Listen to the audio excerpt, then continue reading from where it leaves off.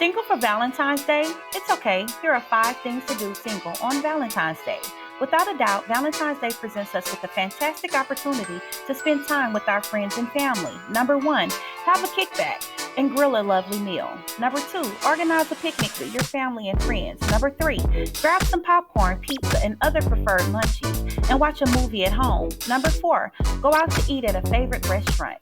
Now, before we list the last thing to do being single on Valentine's Day, remember to like and share this video with your friends and family. Please subscribe to this channel. Also, visit us at online marierawls.com for wonderful gifts, great articles to read, and delightful gourmet coffee. Now, for our last 5th advice for singles on Valentine's Day. Indulge in your desires to make yourself and your family and friends happy.